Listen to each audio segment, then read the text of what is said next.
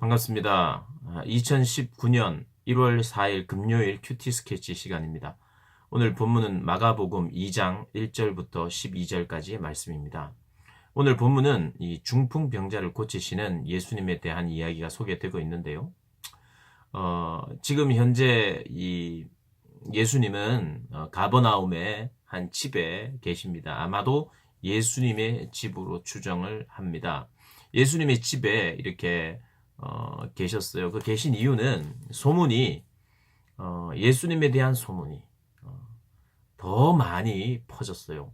사실 예수님은 어제 본문에 그 나병 환자를 고쳐주면서 이 일을 아무에게도 말하지 말라. 그리고 단지 치유된 것을 제사장에게 보여주고 공동체 일원으로 다시 복귀하라 이렇게 말했는데 뭐 그것을 전하지 않을 수가 없었죠. 자기가 낫게 되었으니까.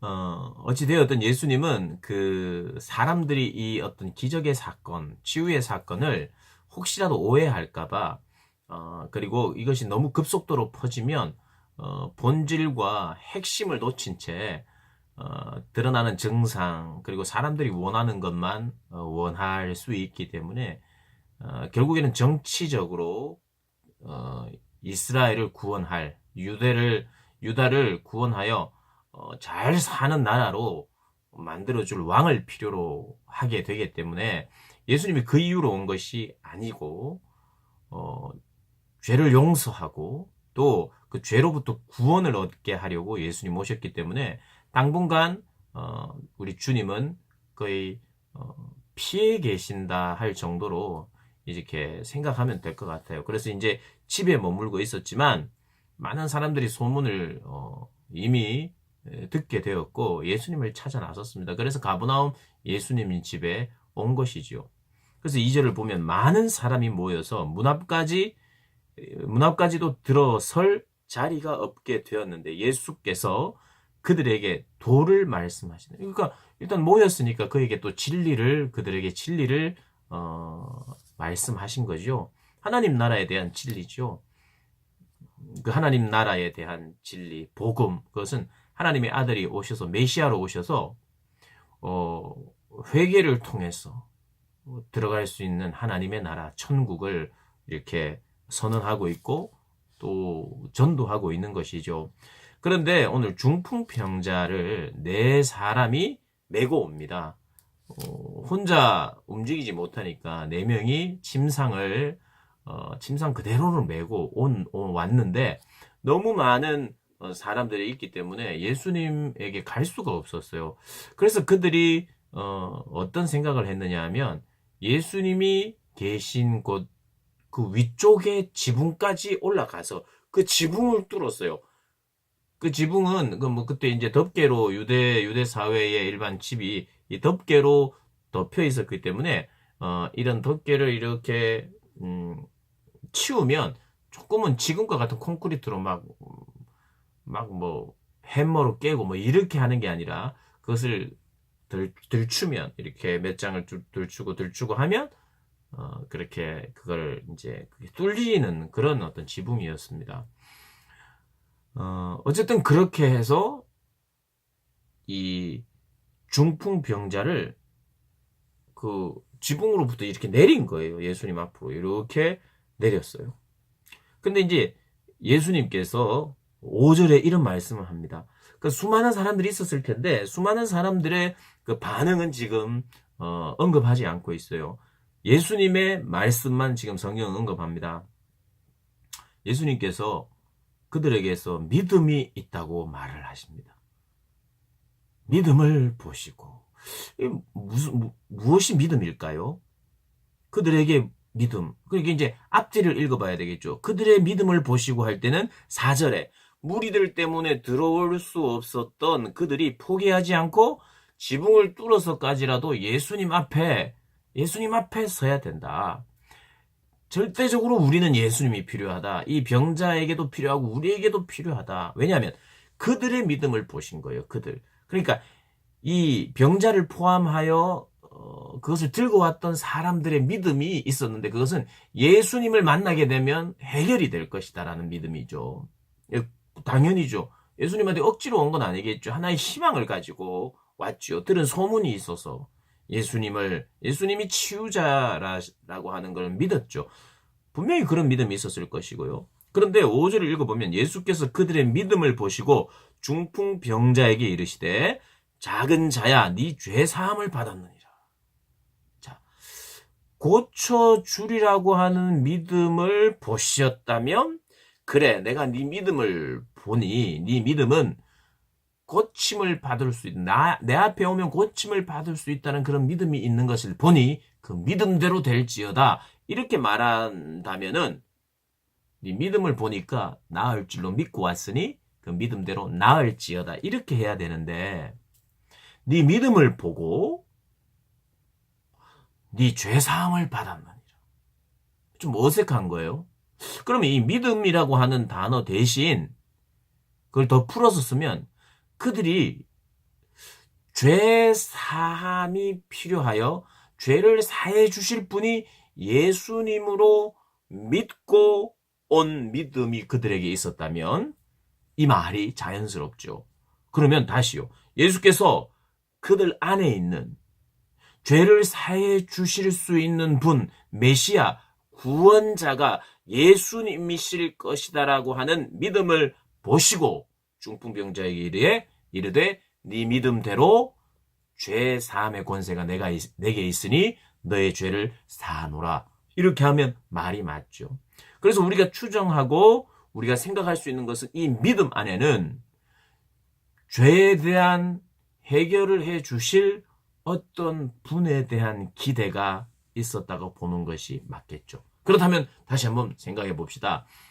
이 중풍병자와 중풍병자를 데리고 온 친구들의 마음 속에 있는 이 믿음이라고 하는 것은 예수님이 구원해 주실 거야.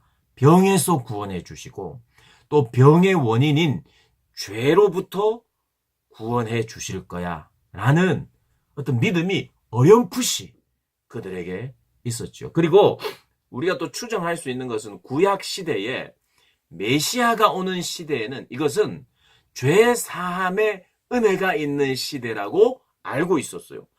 그럼 메시아가 와서는 메시아는 구원자입니다. 이 세상에 가장 크고 가장 중요한 문제를 해결하러 메시아가 오는 거예요. 메시아가 뭐 어떤 유리창 닦으러 사람들이 막 키가 크지 않고 사다리도 없어서 그거 못하고 있는데 그 유리창 닦아주러 이런 것 때문에 오신 분이 아니에요. 세상에서 가장 중요하고 가장 시급하고 인생에 있어서 그리고 모든 사람에게 있어서 가장 중요한 문제를 해결해 주실 분이 그런 분이 메시아죠. 근데 그 메시아에게 있어서 가장 중요한 권세는 뭐냐 하면 죄를 사해 주시는 권세예요. 그러니까 이 세상의 가장 큰 문제는 죄의 문제예요. 죄가 해결되어야 되는 것이 가장 시급하고 중요한 문제예요. 그러니까 쉽게 말하면 이 세상은 그리고 중풍병자를 비롯한 친구들은 죄의 문제에 신음하며 아파했던 사람들입니다. 그들은 병을 포함하여 죄 사함이 필요했던 사람이고 그것을 바랬고 메시아라면 그 문제를 해결해 주실 분이라고 하는 그런 믿음이 그 안에 있었기 때문에 예수님이 그 믿음을 보시고 네 죄 사함을 받았느니라라고 말씀하신 거죠. 근데 서기관들은 예수님 이상하다.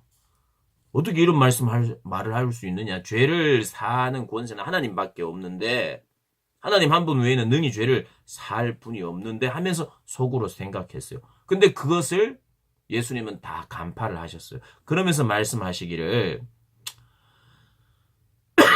어찌하여 이것을 마음에 생각하느냐. 중풍병자에게 네 죄 사함을 받았느니라 하는 말과 일어나 네 상을 가지고 걸어가라 하는 말 중에서 어느 것이 쉽겠느냐.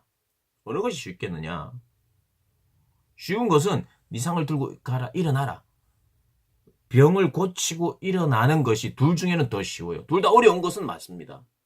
그런데 죄 사하 내가 너의 죄를 사하노라. 이것은 오직 하나님만이 하실 수 있는 거예요. 그런 말은 아무도 못하는 거예요. 그 둘 중에 너무 어려운 말은 뭐냐 하면 죄를 사하노라 이 말이에요. 그런데 예수님은 이 말을 내가 하겠다는 거예요. 그리고 내가 이 더 어려운 말을 했다. 왜냐? 나에게 그런 권세가 있기 때문에. 그래서 너희들에게 보여주기 위해서 내가 죄 사함의 권세가 있음을 너희들에게 보여준 것이다. 그리고 죄를 먼저 사하시고 그 다음 병을 치유해 주세요. 병을 치유해 주기 전에 죄를 사함 받아야 병이 치유된다. 이런 말도 맞아요. 죄와 연결되어 있어요. 그런데 죄를 사해 주는 것이 더 중요하고 더 본질적이고 더 예수님께서 오신 더 첫 번째 목적이라는 것을 말씀하기 위하여 죄 사함의 권세가 있음을 먼저 가르치신 거예요. 그거 연결되어서 또 일어나 걸어라. 죄 사하는 건 죄 사하는 것이고 또 일어나 걸어라. 그것이 주님이 다 하실 수 있는 사역이에요. 그런데 오늘 본문에서는 이 죄 사함의 권세를 가지고 오시는 분은 바로 메시아시고 하나님의 아들이시고 그분이 하나님이시고 하나님이라는 걸 이 중풍병자의 사건을 통해서 보여주고 계시는 거예요. 중풍병이 나은 것도 너무 복된 일이고 기적이고 이 중풍병자의 믿음과 이 친구들의 믿음은 과연 어려운 난관 속에서도 포기하지 않고 이 지붕을 뚫어서까지라도 와야 된다. 거기에 너무 초점을 맞추면 안 됩니다. 너무 심하게 초점을 맞추면 어떤 일이 발생하냐면 이건 굉장히 권장할 만한 일이다. 이렇게 되는 거예요. 그러나 절대로 권장할 만한 여러분 행동 아닙니다. 보세요. 어떤 면에서는 새치기입니다. 새치기. 시급하고 너무 중요하고 그러면 새치기 해도 되느냐? 아니에요.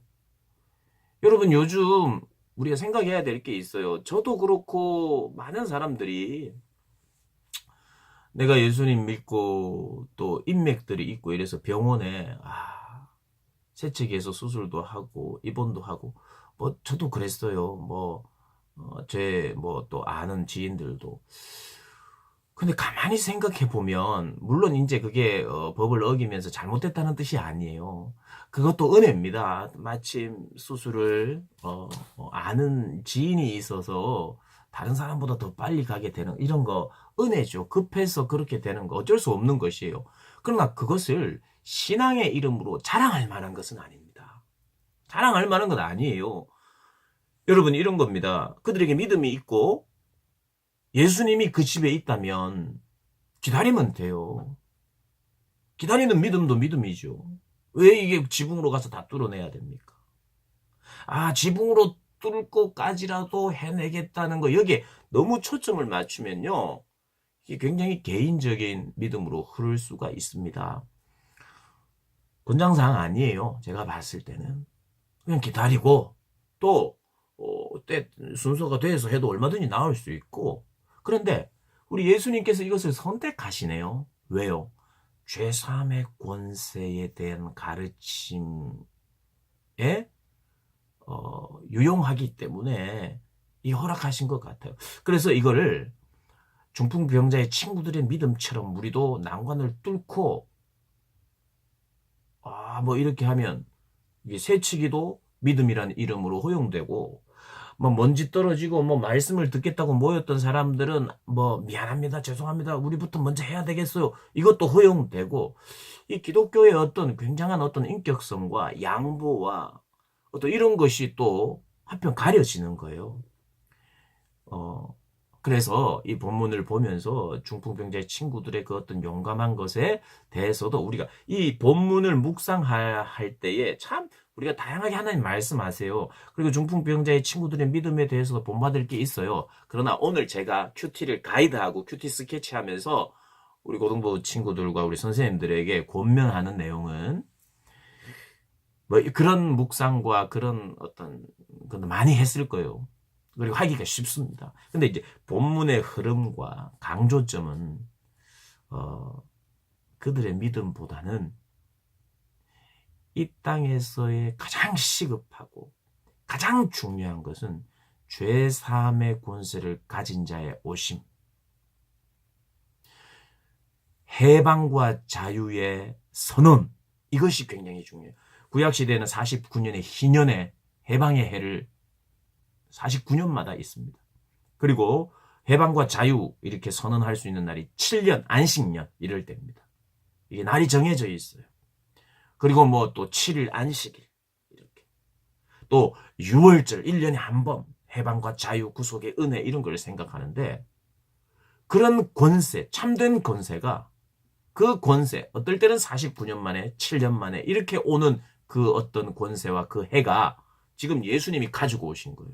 예수님이 계신 곳에는 그 희년을 다 선포하고 6월절을 선포하고 자유와 해방을 선포하는 죄사함의 권세를 가진 하나님이 직접 오셨다고 하는 것이 오늘 본문에 더 중요한 말씀이에요. 그래서 뭐 적어도 제가 뭐 이 중풍병자의 믿음과 친구들의 믿음을 본받자 이런 걸 틀렸다고 말하지 않을 거예요. 뭐 그렇게 하세요. 그러나 2019년도 1월 4일 묵상은요. 여기에 초점을 좀 맞췄으면 좋겠어요. 죄사함의 권세를 가진 자의 오심. 여기에 포커스를 맞춰서 그분께 참 정말 오히려 감사하는